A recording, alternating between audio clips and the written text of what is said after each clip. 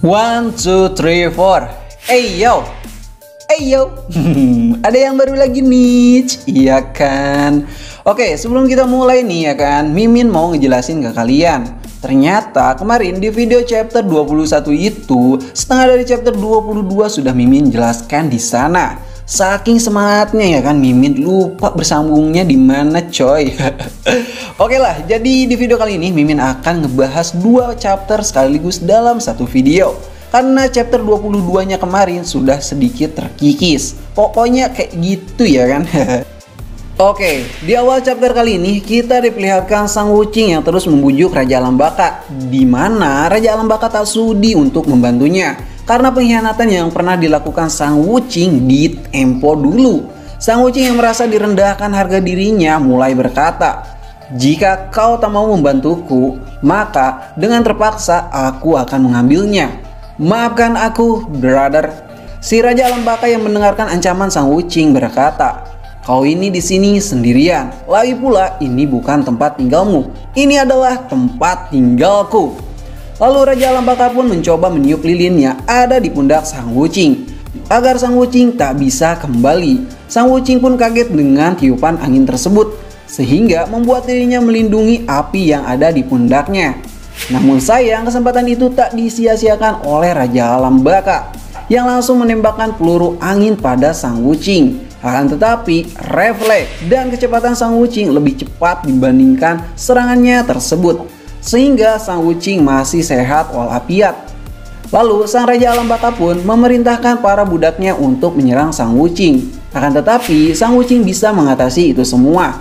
Di saat Sang Wuching mencoba mempertahankan diri, tiba-tiba Raja Alam Baka pun berkata, "Sang Wuching, apa yang kau lakukan? Jika kau terus-menerus memukul anak buahku, maka tubuh aslinya juga akan merasakannya." Yang itu artinya, jika Sang Wuching membunuh anak buah dari Raja Alam Baka, maka jiwa dan raga yang ada di boneka tersebut akan mengalami nasib yang sama. Dan salah satu dari mereka adalah Yoyu, ucap Raja Alam Baka. Yoyu adalah wanita buta yang sudah mengubah prinsip dan pandangan hidup Sang Wuching. Dan karena Yoyu juga, Sang Wuching bisa menjalani hidup lebih baik. Pokoknya Yoyu itu sangat penting di hidup Sang Wuching ya. Sang Wuching yang mendengarkan hal itu pun kaget dibuatnya dan mencoba mencarinya dengan cara mengekang semua boneka itu di dalam pasirnya tersebut, sehingga membuat mereka tak bisa bergerak dan juga tidak terluka. Sang Wuching yang mencoba mencari gadis itu mulai kebingungan karena semua boneka yang diubah oleh Raja Alam Baka ini semuanya memiliki wajah yang sama. Ya gitu-gitu baik. Akan tetapi karena insting ketajaman pria Sang Wuching sangatlah tajam, Sang Wuching pun dapat menemukan dan memegang tangannya. Sang Wuching sempat senang di sana dan sempat mengingat kenangan indah bersamanya. Akan tetapi tiba-tiba kesenangan itu pun sirna seketika. Tubuh Sang Wuching pun terjerat oleh kail pancing yang sangat besar. Yang ternyata kail pancing itu adalah senjata dari Raja Alam Baka yang membuat Sang Wuching hampir tak sadarkan diri di sana. Zah, bagaimana Sang Wuching? Bukankah itu begitu mudah? Ucap Raja Alam Baka yang kesenangan. Dan chapter 22 pun seharusnya sampai di sini. Oke, kita lanjut ke chapter 23 ya. Oke, di awal chapter 23 ini Sang Wuching mulai tak sadarkan diri dan juga mulai mengingat perjalanannya dulu dengan Tan Zhang.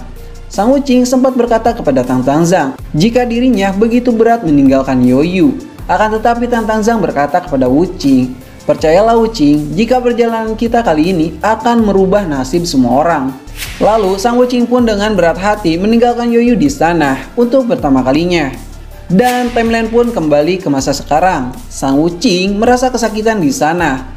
Lalu Raja Alam Baka pun berkata, "Zah, Sang Wuching, menyerahlah.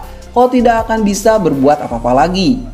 Senjata ini adalah senjata spesialku. Sayang sekali kau mengorbankan semuanya hanya demi wanita buta itu." Sang Wuching, bagaimana rasanya? Sakit bukan? Sang Wuching pun terdiam dan hanya bisa pasrah begitu saja. Topeng Sang Wuching pun mulai retak di sana, serta tubuh Sang Wuching pun mulai melemah.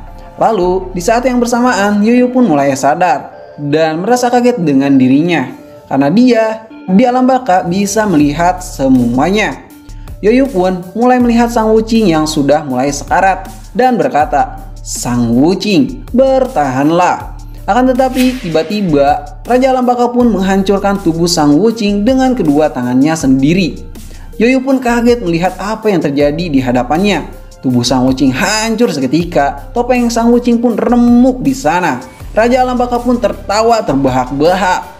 "Zhahahaha, ini sangatlah menghibur Sang Wuqing. Arigato. Dengan begini kau akan menjadi milikku lagi, Yoyu." Yoyu pun menangis melihat topeng Sang Wuqing yang hancur begitu saja. Dan Yoyu pun terpukul mental di sana. Karena apa yang pertama kali dia lihat tidak sesuai dengan ekspektasinya. Lalu Raja Alam Baka pun akan memanggil jiwa Sang Wuqing untuk dijadikan budak sekaligus mainan barunya di sana. Yoyu yang melihatnya pun hanya bisa menangis dan pasrah. Di saat Raja Alam Baka akan menuliskan nama Sang Wuqing di sana ya kan untuk dipanggil, tiba-tiba dia pun kebingungan dengan apa yang terjadi. Dia tidak bisa menulis nama Sang Wuqing. "Apa ini? Ada apa denganku?" ucap Raja Alam Baka. Dan tiba-tiba Sang Wuqing pun muncul di depannya dan berkata, "Sepertinya kau gagal ya untuk membunuhku. Karena kau lupa satu hal, kakek tua. Yoyu memiliki api kehidupan di punggungnya. Dan dia sempat membagikannya secara tidak sadar kepadaku. Kurang ajar." Raja Alam Baka pun mulai marah dan berkata, "Sial, kalian berdua berani-beraninya. Tak akan kubiarkan kalian berdua hidup." Lalu Sang Wuqing pun mengeluarkan jurus gurun pasir membara yang membuat Raja Alam Baka cukup terdorong oleh pasir Sang Wuqing. "Hoi Sang Wuqing, serangan semacam ini tak akan ada gunanya di hadapanku." Dan Raja Alam Baka pun mencoba menangkap Sang Wuqing di dalam badai pasir itu. Akan tetapi dia gagal coy. Serta dia harus menerima kenyataan pahit bahwa Sang Wuqing berhasil melarikan diri, membawa Yoyu dan membawa juga cermin pengintai miliknya. Sang Wuqing pun berterima kasih kepada Yoyu karena berkat api yang ada di dirinya dia bisa hidup kembali. Lalu mereka pun bergerak untuk mencari Tantan Zhang dan juga Aose dengan cermin pengintai itu. Kemudian Xin pun berpindah kepada Cupat Kai yang di chapter sebelumnya berhasil menyelamatkan seorang wanita. Dan dia pun mengantarkan wanita itu ke kampung halamannya. Di sana Cupat Kai disambut dengan baik oleh semua orang, serta diberikan makanan yang sangat banyak. Cupat Kai yang menyadari ada yang tidak beres dengan senyuman serta perlakuan mereka mulai lebih waspada. Dan ternyata benar, kecurigaan Cupat Kai itu ada benarnya. Semua penduduk kampung di sana ingin Cupat Kai tinggal lebih lama dan menjadi pelindung untuk kampung tersebut. Awalnya Cupat Kai menolak, tapi karena paksaan dari penduduk kampung di sana, dia mau tidak mau harus menerimanya. Lalu di saat Cupat Kai tertidur, dia bermimpi didatangi oleh Tantan Zhang. Dan Tantan Zhang pun berkata kepada Cupat Kai, kalau Cupat Kai menerima permintaan warga, maka Cupat Kai harus menyanggupi permintaannya. Jangan sampai ada korban satupun di sana. Cupat Kai pun kaget dan langsung terbangun dari tidurnya. Tidak lama kemudian, para warga pun minta pertolongan kepada Cupat Kai untuk melindungi kampungnya ini. Dan Cupat Kai pun sudah siap untuk menyambut siluman yang akan menyerang kampungnya itu. Lalu, tiba-tiba dari kejauhan seseorang pun datang.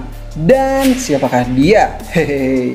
Oke, mungkin itu aja teman-teman untuk chapter kali ini. Terima kasih sudah nonton channel ini. Jangan lupa untuk di like dan di subscribe ya. Sampai jumpa di next video. Bye bye.